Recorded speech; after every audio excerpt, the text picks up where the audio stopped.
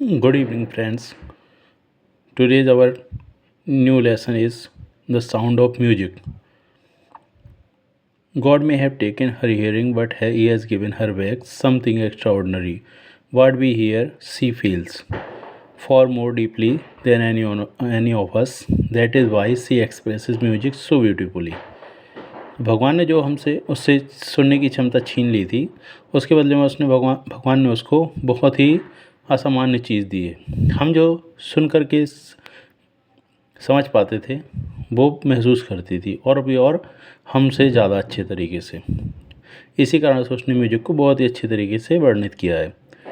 अब नीचे दिए गए टॉपिक को हम पढ़ेंगे और देखेंगे कि कैसे एक व्यक्ति अपनी डिसेबिलिटीज़ से लड़ता है और लाइफ में सक्सेस प्राप्त करता है।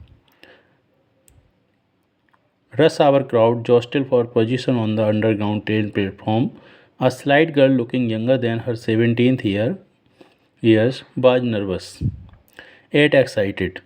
As she felt the vibration of the approaching train, it was her first day at the prestigious Royal Academy of Music in London and daunting enough for any teenager fresh from a Scottish home. But this aspiring musician faced a bigger challenge than most. She was profoundly deaf. तो बहुत ही भीड़ भाड़ वाला समय था और jostle की एक ये प्लेटफॉर्म पर वो ट्रेन का इंतज़ार कर रही थी। दुबली पतली सी लड़की, देखने में 17 साल से छोटी लग रही थी और लेकिन थोड़ा नर्वस भी थी। लेकिन वो ट्रेन के आने के वाइब्रेशन को बहुत अच्छे से समझ पा रही थी। ये उसका पहला दिन था prestigious royal academy of music in London and daunting enough for any teenagers. तो वो घबराई हुई थी, जैसे कि सभी टीनेजर्स से होते हैं, पर्याप्त उसको घबराहट थी। लेकिन म्यूजिक के क्षेत्र में उसने बहुत सारा चैलेंज फेस किया किसी के कंपैरिजन में, और उसके साथ ही उसका मुख्य कारण था कि वो सुन नहीं सकती थी। Evelyn Glennie loss of hearing had been gradually her mother remember noticing something was wrong. When the 8 years old Evelyn was waiting to play the piano, they called her name and she didn't move. I suddenly realized she didn't hear. She says Isabel grinning. For quite a while, Evelyn managed to conceal her growing deafness from friends and teachers.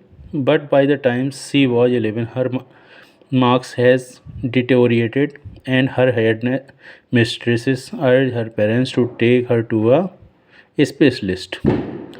तो Evelyn ग्लैनी की जो सुनने की क्षमता थी वो लगातार गिरती चली जा रही थी और उनकी माँ को ये चीज़ समझ में आ रही थी कि कुछ ना कुछ तो गड़बड़ है।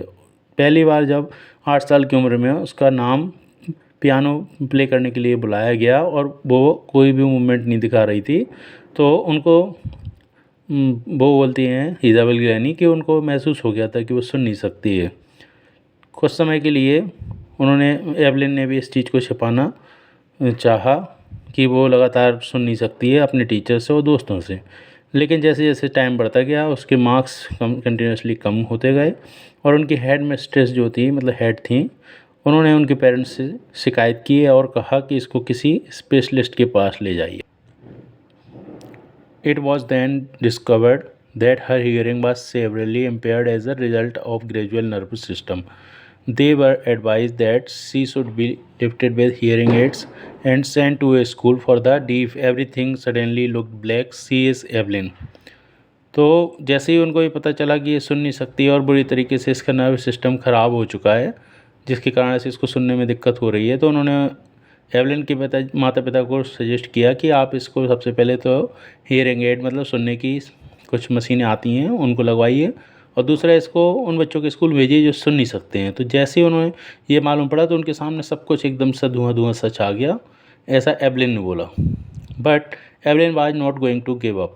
She was determined to lead a normal life and pursue her interest in music. One day she noticed a girl playing a xylophone and decided that she wanted to play it too. Most of the teachers discovered her, but percussionist Ron Forbes discouraged her to play.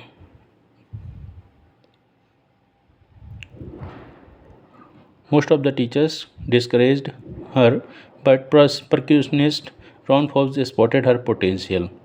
He began by tuning two large drums to different notes. Doesn't listen through your ears, he would say. Try to sense it some other ways, says Evelyn. Suddenly, I realized I could feel the higher drum from the bass and up and the lower drum from the bass down. Forbes repeated the exercise, and soon Evelyn discovered that she could sense certainly notes in different parts of her body. I had learned to open my mind and body to sound and vibration. The rest was sheer determined and hard work. तो Evelyn लेकिन उनमें से नहीं थी जो साधारण तरीके से गिव अप कर दें। उसने निश्चय किया कि वो एक नॉर्मल लाइफ जिएगी, और एक बार उसने एक लड़की को जाइलोफोन बजाते हुए देखा और उसने निश्चय किया कि मैं भी ये बजाऊंगी। जब उसने ये निश्चय किया तो उसके ज़्यादातर टीचर्स ने मना कर दिया था, लेकिन एक तबला वादक थे रॉन फोर्ब्स, जिन्होंने देखा कि इसमें बहुत पोटेंशियल है। उन्होंने दो बड़े बड़े ड्रम लिए और दोनों को बजाना शुरू किया, और उससे बोले कि कम से कम तुम्हें कानों से नहीं सुनना है, तुम्हें प्रयास करना है अपने दूसरे तरीके से फील करने का। एवलिन ने ऐसा बोला। सडनली उसको रियलाइज़ होने